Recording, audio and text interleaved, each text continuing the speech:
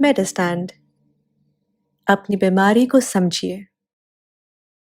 अस्सलाम वालेकुम ख़वातीन व हज़रात, प्रोफेसर अज़ीज़ुर-रहमान फ्रॉम मेडिस्टैंड अपनी बीमारी को समझिए।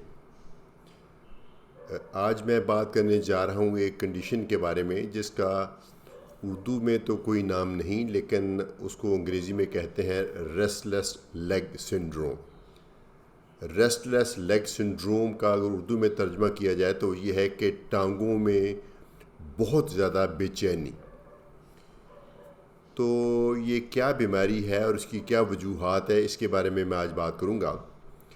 एक तो जैसा कि नाम से ज़ाहिर है, ये एक ऐसी कैफियत है कि मरीज़ को टांगों में बहुत ज़्यादा बेचैनी सी महसूस होती है, तकलीफ़ होती है, अचवई होती है, दर्द होती है, काफ़ी तरह की यानी उसको तकलीफ़ होती है और उसको कॉन्स्टेंटली इस चीज़ का एहसास होता है कि उसको टांग को मूव करना चाहिए, हिलाना चाहिए। यानी एक तो टांगों में तकलीफ़ होती है, दूसरा उसको हर वक्त इस चीज़ की ख्वाहिश रहती है कि इसको हिलाया जाए, इसको अपनी जगह से बदला जाए ताकि उससे उसको रिलीफ मिलता है।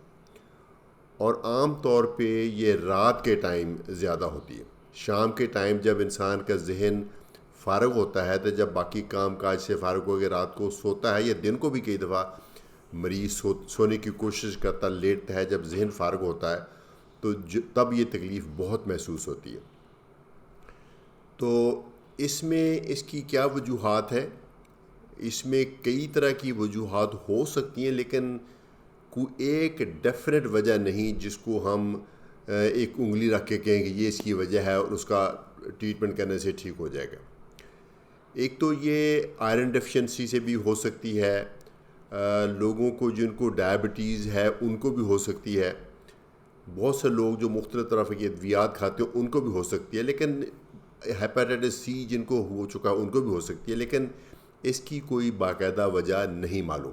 तो होता क्या है, मुआयने पे आप जितने मर्ज़ी टेस्ट कराएं कोई ख़राबी नहीं आएगी, आप लेबॉरेटरी टेस्ट कराएं कोई ख़राबी नहीं आएगी, डॉक्टर चेक करेगा कोई ख़राबी नहीं आएगी, लेकिन मरीज़ को तकलीफ़ बहुत है। तो इसको बोलते हैं रेस्टलेस लेग सिंड्रोम। तो इसको फिर क्या किया जाता है, एक तो पूरी तरह से मुआयना करके हम मरीज़ को तसल्ली देते हैं कि यकीनन ये एक तकलीफ़ दे बीमारी है, लेकिन इसके पीछे कोई सीरियस बीमारी नहीं। तकलीफ़ दे होना और चीज़ है और सीरियस होना और चीज़ है। यकीनन तकलीफ़ दे बीमारी का भी इलाज होना चाहिए, लेकिन जो चीज़ सीरियस होती है जिसके पीछे यानी कोई ऐसा कोई चीज़ हो जिसकी वजह से इंसान की ज़िंदगी या इंसान के किसी ऑर्गन को डैमेज होने का रिस्क हो, तो वो एटलीस्ट इसमें नहीं है। तो पहले तो तसल्ली दी जाती है, इससे काफ़ी मरीज़ को रिलीफ मिल जाता है।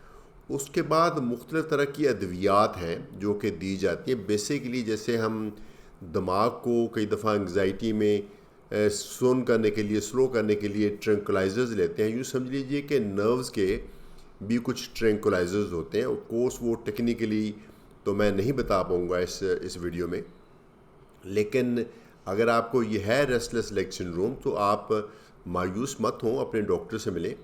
वो कई तरह की अद्वियात हैं, वो आम तौर पे वो अद्वियात जो एपिलेप्सी में यूज़ होती हैं या डिप्रेशन में यूज़ होती हैं या एक बीमारी है पार्किंसन डिजीज़ उसमें यूज़ होती हैं, वो उनका यूज़ इस रेस्टलेस लेग सिंड्रोम में भी होता है। लेकिन कौन से मरीज़ को कौन सी दवाई बेस्ट रहेगी ये आप नहीं बता सकते। शायद आपका डॉक्टर भी ट्राई करेगा, वो भी शायद ख़ुद से ना बता सके शुरू में कि ये दवाई आपको सूट करेगी। वो अपने तजर्बे की बेस पे, आपकी कंडीशन की बेस पे कोई एक आपको दवाई तजवीज़ करेंगे, लेकिन आपको ये कहा जाएगा कि ये दवाई आप कुछ देर के लिए, कुछ हफ्तों के लिए ट्राई करें। वो यूजली एक लो डोज से स्टार्ट करके थोड़ी सी ग्रेजुअली उसकी डोज़ बढ़ाई जाती है ताकि आपको साइड इफ़ेक्ट्स ना आए, और उस डोज़ पे हम कंटिन्यू करते हैं जिससे आपकी तकलीफ़ भी रफ़ा हो जाए और आपको रात को आराम भी मिल जाए, लेकिन दवाई के साइड इफ़ेक्ट्स भी ना हो। तो अगर पहली जो दवाई ट्राई की गई है अगर उसी से आराम आ गया तो फिर तो वही कंटिन्यू की जाएगी, अदरवाइज़ कोई और जो 2-3 दवाइयाँ मैंने बताई उनमें से कोई ट्राई की जाएगी। लेकिन यकीन माने ये होता है एक ट्राई करने का ही अमल। कुछ लोगों को بڑی اسمال ڈوز سے ریلیف مل جاتا، کچھ کو ہائی ڈوز کے اوپر بھی نہیں ملتا. تو یہ ایک ایسی بیماری ہے جس کے بارے میں سمجھتا تھا کہ آپ کو معلوم ہونا چاہیے. تو کیا ہے ریسٹ لیگ سنڈروم؟ ذرا دہرا دیتا ہوں. ایک ایسی کیفیت جس میں ٹانگوں میں بہت زیادہ بے چینی ہوتی ہے اور مریض کو مستقل یہ خواہش ہوتی ہے کہ ٹانگ کو ہلایا جائے. عام طور پہ رات کے وقت ہوتی ہے اور عام طور پہ یہ آرام میں مخل ہوتی ہے، سیریس نہیں ہوتی لیکن تکلیف دہ بہت ہے. اگر آپ کو ایسا ہے تو اپنے ڈاکٹر سے ملیں، یقیناً کوئی نہ کوئی سلوشن انشاءاللہ مل جائے گا. اجازت دیجیے. پروفیسر عزیز الرحمان، فار میڈ اسٹینڈ. اپنی بیماری کو سمجھیے.